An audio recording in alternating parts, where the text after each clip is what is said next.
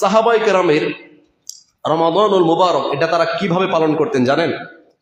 আবু হুরাইরা একজন সাহাবী, তিনি বলতেছেন, প্রখ্যাত সাহাবী, সে বলতেছেন যে আমরা যখন রমজান মাস এবং রমজানের বাহিরে কোনোদিন যদি আমরা সিয়াম রেখে দিতাম, রমজান মাসের বাহিরেও যে নফল সিয়ামগুলি আছে, রমজান মাস কিংবা রমজানের বাহিরেও কোনোদিন যদি আমরা সিয়াম রেখে দিতাম, তখন আমাদের অবস্থাটা কি হতো? আবু হুরাইরা রাদিয়াল্লাহু আনহু বলতেছেন, আমি এবং আমার সাথীরা যখনই আমরা সিয়াম রেখে দিতাম, তখন আমরা সারা দিন মসজিদের মধ্যে পড়ে থাকতাম, মসজিদ থেকে আমরা বাহিরে যেতাম না। তাকে যখন প্রশ্ন করা হলো, এমনটা কেন করো? তুমি সিয়াম রাখো ঠিক আছে, কিন্তু সর্বদা মসজিদেই পড়ে থাকতে হবে, এমনটা কেন? তিনি বলতেছেন, আমি আমার সিয়ামের হেফাজত করার জন্য, সিয়ামের পবিত্রতা রক্ষা করার জন্য আমি বাহিরে যাই না, সর্বদা মসজিদে পড়ে থাকি। আল্লাহু আকবার।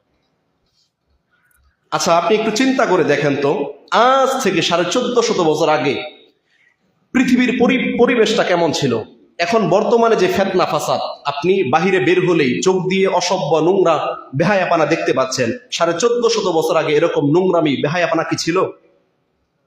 এই অবস্থা তখন ছিল না।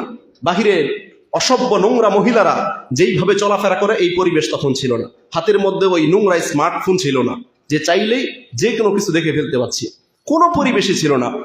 এরপরেও একজন সাহাবী বলতেছে, যখন আমরা সিয়াম রেখে দিতাম, আমাদের সিয়ামের পবিত্রতা রক্ষা করার জন্য আমরা মসজিদে সারাদিন পড়ে থাকতাম, মসজিদের বাহিরে যেতাম না।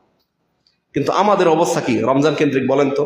আমরা রমজান মাসে সিয়ামও রাখি, আর বিকেল বেলা বাইক দিয়ে ঘুরতেও বের হই, যা ইচ্ছায় তাই দেখে নিচ্ছি, হাত দিয়ে যা ইচ্ছা তাই স্পর্শ করে নিচ্ছি, মোবাইলের মধ্যে নোংরা রিলস ভিডিও দেখে নিচ্ছি।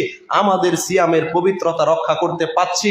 আমাদের সিয়াম কি আছে নাকি গেছে, এই চিন্তা আমাদের মধ্যে নেই।